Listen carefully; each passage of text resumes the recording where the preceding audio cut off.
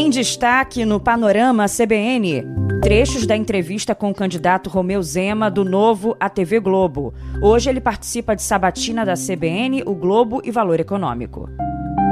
Você também vai saber que o governo elevou a estimativa do salário mínimo para 2027. Justiça do Rio analisa hoje pedido de falência da Oi. STF cria penduricalho para assessores de ministros. Estados Unidos planejam maior revogação em massa de vistos da história. Hoje é terça-feira, 25 de agosto de 2026. Oi, tudo bem? Eu sou Bianca Santos e esse é o Panorama CBN da manhã. Eu te conto em menos de meia hora o que de mais importante acontece no Brasil e no mundo. Vamos juntos! Começo contando que o ex-governador mineiro abriu a série de entrevistas da TV Globo com os presidenciáveis. Eu vou trazer alguns trechos importantes dessa entrevista com o Romeu Zema, do Partido Novo. Logo no início, o candidato defendeu um ajuste fiscal para reduzir a taxa básica de juros dos atuais 14% para 6% ao ano, mas não explicou como. A dívida do Brasil só tem crescido, cerca de 10 trilhões de reais. Com a taxa de juros atual 14%, isso representa 1 trilhão e 400 bilhões de juros por ano. Com um governo sério, com credibilidade, combatendo corrupção, fraudes, essa taxa cai para 6%. Só aí nós vamos ter uma economia de 800 bilhões por ano. É uma questão de credibilidade. Um governo com gestão consegue avançar na redução de gasto. Questionado sobre a gestão fiscal como governador de Minas Gerais, Zema disse que o endividamento do Estado foi herdado de administrações passadas e ampliado por cobranças federais. O candidato sustentou que não fez novos empréstimos e encerrou o mandato com superávit orçamentário. Ao falar sobre propostas de ajuste fiscal, Zema disse que, se eleito, garantirá a reposição da inflação no salário mínimo, mas não prometeu aumento real, como é atualmente. O ex-governador disse que, inicialmente, não pretende alterar a idade mínima de aposentadoria. Ele condicionou eventuais revisões previdenciárias ao aumento da expectativa de vida e à formalização do mercado de trabalho. Sobre saúde pública, Zema declarou ser favorável às vacinas, mas reafirmou que é contra a obrigatoriedade da imunização infantil. O candidato do Novo também voltou a prometer anistia aos condenados pelos atos golpistas de 8 de janeiro e classificou os julgamentos no Supremo Tribunal Federal como nitidamente políticos. Na área de segurança, o candidato citou o modelo prisional de El Salvador como referência para o aumento de detenções no combate à violência. Em maio de 2025, Romeu Zema visitou o país para conhecer a política adotada pelo presidente Nayib Bukele. Quero retomar a pergunta que eu fiz ao senhor e vou citar algumas decisões do Nayib Bukele. Suspensão de direitos, detenções arbitrárias em massa, prisões sem mandado, ampliação do tempo de prisão sem ordem judicial, redução drástica de habeas corpus, dificuldade de acesso a advogados, julgamento coletivo de centenas de réus, prisões baseadas em denúncia anônima.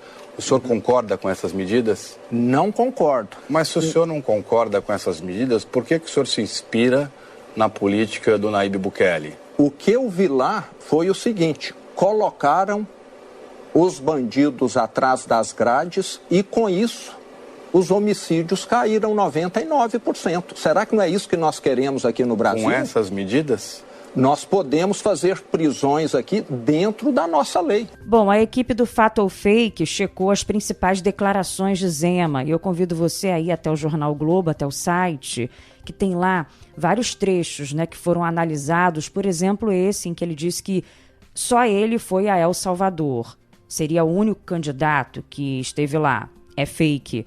Pelo menos outro candidato, o senador Flávio Bolsonaro, também esteve no país e registrou a viagem, inclusive nas redes sociais. Enfim, tem outros trechos importantes, tá tudo em O Globo para você conferir.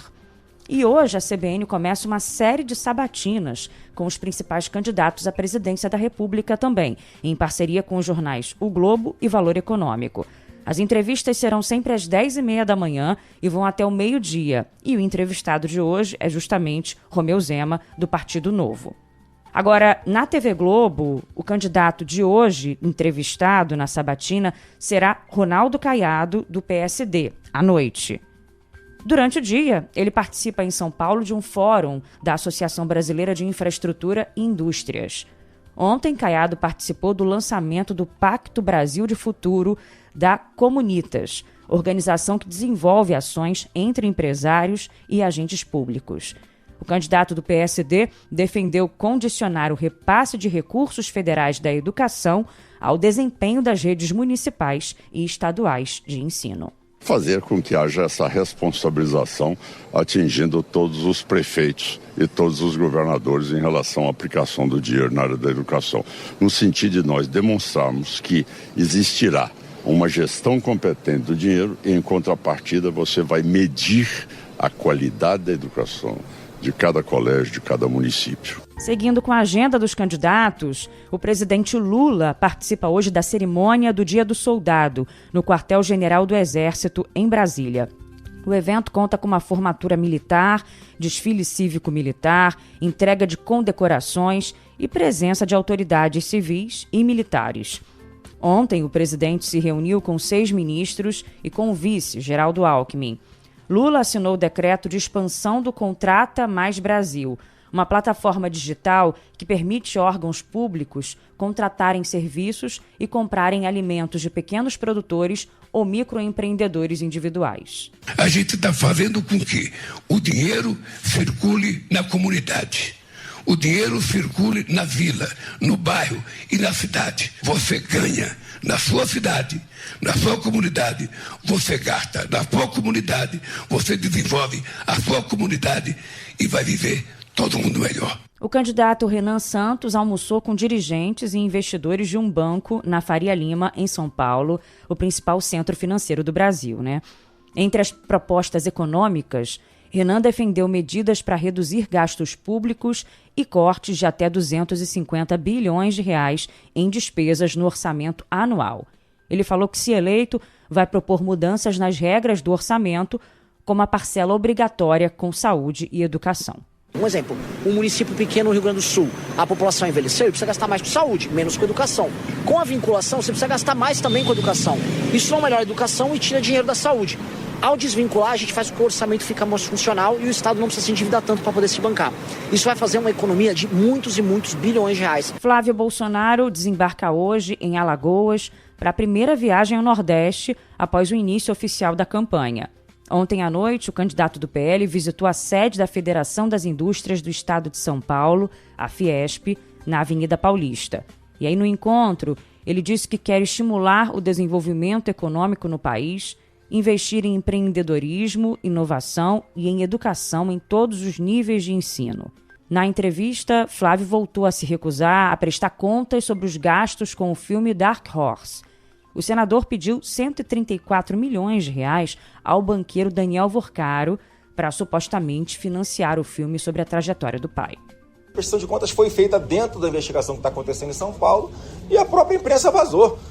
Vocês publicaram, não fui eu. Então, assim, da minha parte eu digo o seguinte, quem tem que prestar conta não sou eu, é o Lula que tem que prestar conta. E sobre a investigação, a Polícia Civil de São Paulo tem 5 dias para compartilhar com a Polícia Federal os documentos e os dados recolhidos durante a Operação Wi-Fi, que teve como alvo o Instituto da produtora do filme Dark Horse. O prazo foi determinado pelo ministro do STF, Flávio Dino, que autorizou a Polícia Federal a acessar as provas da Polícia Paulista sobre a produtora. E a polícia precisa enviar relatórios, dados contábeis e extrações de celulares recolhidos nos endereços da produtora, que é responsável pela obra, né? E de empresas associadas também. O material inclui dados brutos de computadores, extrações dos aparelhos, comprovantes financeiros, notas fiscais e relatórios técnicos elaborados pelos investigadores em São Paulo. Os dados serão anexados a um inquérito no STF que investiga o suposto uso irregular de emendas parlamentares na produção do filme. O foco central das apurações é o Instituto Conhecer Brasil e a produtora Go Up. entidades geridas pela empresária Carina Ferreira da Gama. A polícia apura possíveis irregularidades em um contrato de R$108 milhões da entidade com a Prefeitura de São Paulo, suspeitando de desvio de verbas para o projeto audiovisual. O inquérito, sob relatoria do ministro Flávio Dino, teve origem após um relatório preliminar da Controladoria Geral da União sobre repasses parlamentares destinados ao Instituto Conhecer Brasil e à Academia Nacional de Cultura. Seguimos em frente agora com outra investigação.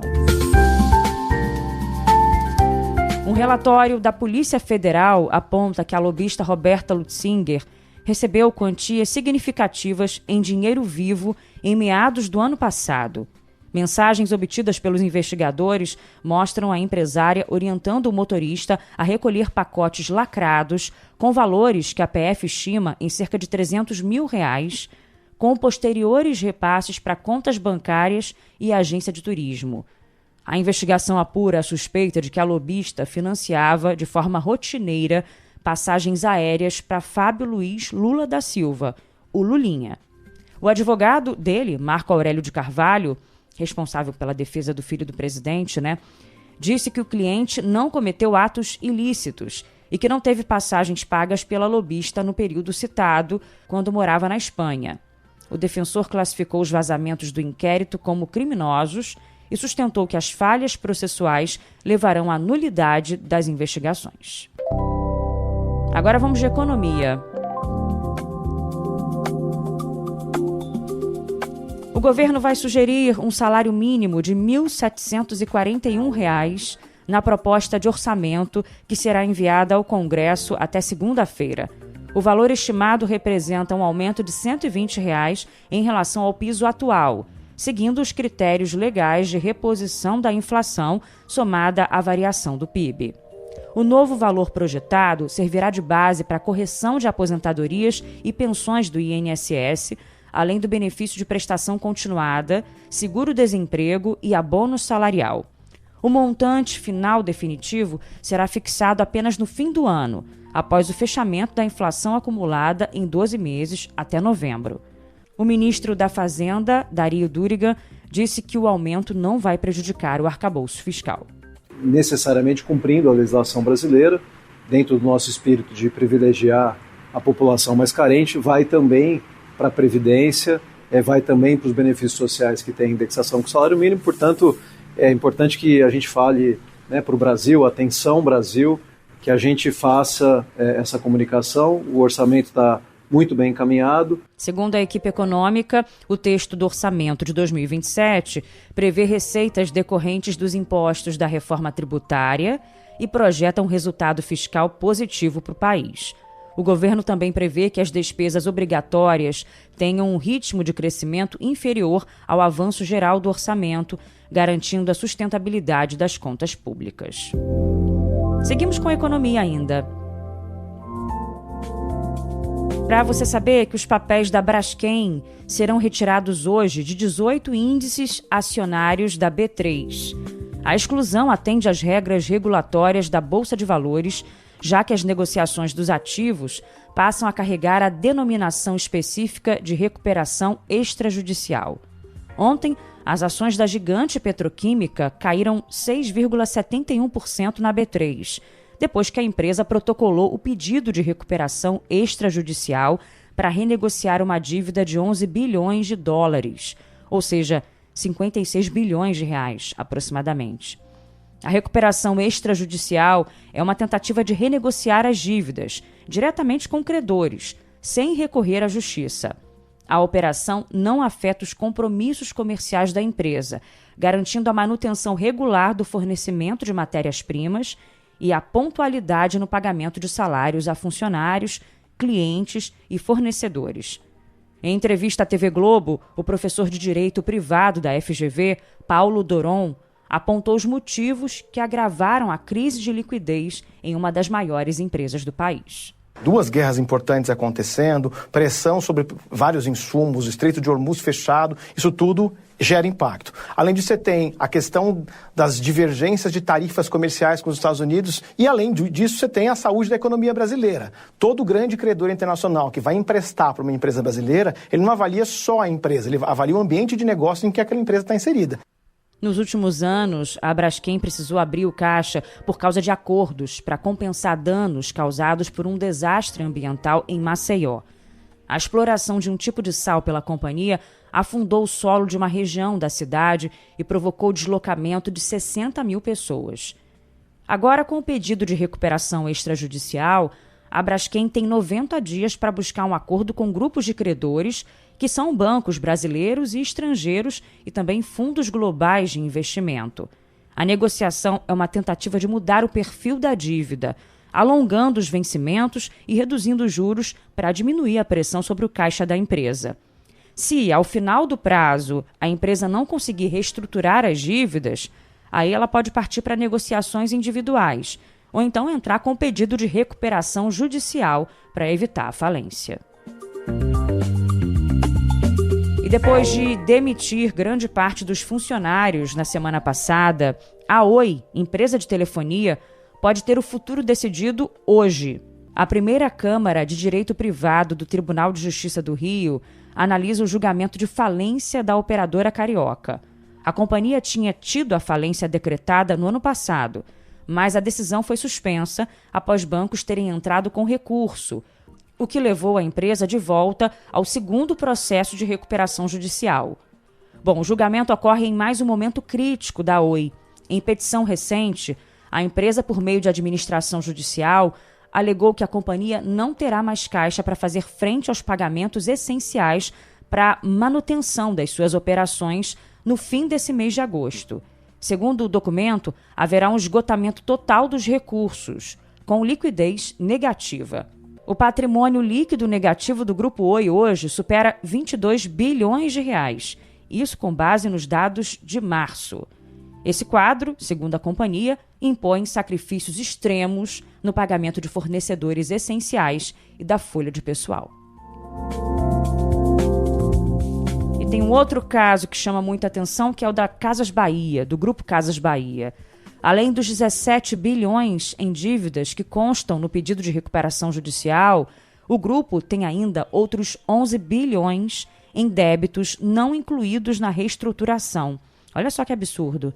Os valores extras são devidos principalmente a bancos, fundos de investimentos e fornecedores de eletrodomésticos, que, em alguns casos, aparecem duplamente na lista de credores da varejista, ou seja, com valores a receber dentro e fora da recuperação. O montante extra é de débitos classificados como extraconcursais, dívidas que, por lei, não são sujeitas a pedidos de recuperação judicial. Para especialistas, o fato de se tratar de um montante expressivo torna a tentativa de reestruturação da companhia mais complexa. Na lista fora do alcance da recuperação, há dívidas como a de 4 bilhões devidos ao Bradesco, 2 bilhões a serem pagos ao Banco do Brasil e outros 140 milhões à fabricante Atlas. Não há detalhes sobre as faturas em aberto e sobre os contratos entre os credores e as Casas Bahia, mas o que a lei autoriza é que fiquem de fora da recuperação dívidas garantidas por cessão fiduciária de recebíveis. Agora vamos ao Supremo Tribunal Federal, que tomou uma decisão polêmica, criou um penduricalho e pagará um adicional de 22,5% para os assessores dos ministros. O benefício também contempla a elite dos servidores nas outras cortes superiores, como STJ, TSE, TST e Superior Tribunal Militar. No STF, a medida abrange 276 servidores, com valor médio mensal de R$ 5.300. Em toda a cúpula do Judiciário, o penduricalho vai beneficiar 5.600 servidores ao custo de mais de 150 milhões de reais por ano. Os tribunais superiores alegam que a gratificação é regular e necessária diante da sobrecarga de trabalho, acúmulo de processos e redução dos quadros funcionais. O benefício foi criado 6 meses depois de o ministro Flávio Dino determinar limites para a concessão de penduricalhos no judiciário. E na agenda de hoje, o Supremo Tribunal Federal realiza o 2º dia de audiência pública para debater a lei antifacção. A norma é alvo de ações que questionam a constitucionalidade de regras como o aumento de penas para até 60 anos, o bloqueio antecipado de bens e o monitoramento de conversas entre presos e advogados. Durante as exposições, ministros defenderam a integração interestadual contra o crime organizado. Entidades da sociedade civil, Defensoria e Ministério Público divergiram sobre o rigor das punições e a preservação de garantias constitucionais. Agora o noticiário internacional.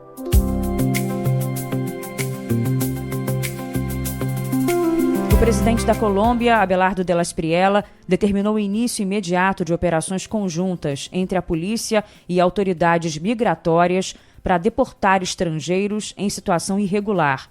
A medida foca inicialmente em indivíduos com histórico criminal e depois em imigrantes não regularizados. A decisão atinge principalmente a expressiva comunidade venezuelana no país. Essa daqui eu destaquei para você. O governo do presidente americano Donald Trump planeja revogar os vistos de negócios e turismo de até 200 mil estrangeiros que solicitaram ou estão atualmente buscando asilo nos Estados Unidos. Se concretizada, a medida será a maior revogação em massa de vistos de uma só vez na história americana e provavelmente enfrentará contestações judiciais. Isso tudo está numa reportagem da agência de notícias Associated Press. De acordo com documentos do Departamento de Estado dos Estados Unidos, obtidos pela agência, e 2 funcionários do governo americano, a pasta deve anunciar nas próximas semanas a revogação dos chamados vistos B1 e B2, emitidos entre 2016 e 2026, para estrangeiros que tenham solicitado asilo ou que estejam atualmente buscando esse status. A iniciativa será conduzida em coordenação com o Departamento de Segurança Interna. E houve essa daqui, hein? O piloto brasileiro Enderson Rafael usou um avião para fazer uma homenagem ao influenciador e ex-mecânico de aviação Lito Souza, nos céus dos Estados Unidos. A homenagem foi feita após Lito ser diagnosticado com a doença Creutzfeldt-Jakob. Enderson Rafael estava a bordo de um Cessna 150M e ele desenhou o nome do Lito no céu de uma região próxima à cidade de Dallas, no Texas. No Instagram, Rafael publicou fotos da homenagem e em uma das postagens ele falou que levou 3 horas para escrever o nome do colega no céu, formando um desenho maior do que a cidade de São Paulo. Lembrando que o caso de Lito causou uma mobilização enorme, né? Por ser uma doença neurodegenerativa, rara, grave e de rápida progressão, a família, seguidores, amigos estão pedindo que ele tenha acesso a um tratamento experimental. E o último relato da esposa pelo Instagram, diz que ele já foi chamado para uma entrevista e que 2 estudos são considerados promissores pela família. A Mila Seidel disse que está feliz com a corrente de ajuda que o marido vem recebendo e de respostas de organizações médicas ao redor do mundo. Agora o futebol. Cruzeiro e Atlético Mineiro abrem hoje às 9 da noite no Mineirão as quartas de final da Copa do Brasil. Amanhã o Vasco enfrenta o Vitória e o Palmeiras pega o Santos. O outro jogo vai ser na quinta-feira, entre Internacional e Grêmio, no Beira-Rio. No encerramento da 24ª rodada do Campeonato Brasileiro, o Atlético Paranaense venceu o Botafogo por 3-2 no Newton Santos. A equipe paranaense aparece na 3ª posição da tabela com 44 pontos, 1 a menos que o vice-líder Flamengo.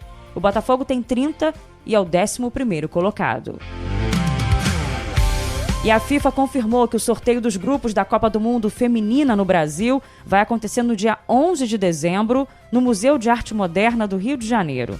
A capital fluminense já havia sido escolhida para sediar a partida de abertura e a grande final do torneio, que acontecerão no Maracanã. A competição contará com 32 seleções na disputa pelo título mundial. 18 equipes já estão classificadas. E ponto final no Panorama CBN da manhã de hoje. Obrigada pela companhia, hein? Sempre, não só hoje, né? Você que nos acompanha já há um tempão no Panorama, você que é panolover. Aliás, me fala desde quando que você ouve o Panorama CBN, por onde que você ouve, de onde. Eu sempre gosto de saber. Eu e o Leandro Gouveia, né, do Panorama da Noite. Então, manda mensagem para mim no Instagram, biancasantos.bia, pode ser por e-mail, bianca.santos@cbn.com.br ou na caixinha de comentários do Spotify. Não se esqueça de ouvir as 2 edições, para ficar por dentro de tudo que acontece no Brasil e no mundo. E compartilha, com amigos, com familiares, a gente agradece. Tô indo embora junto com o nosso DJ Laerte Afonso e o editor Edmilson Fernandes, que me ajuda por aqui. Um beijo e até amanhã.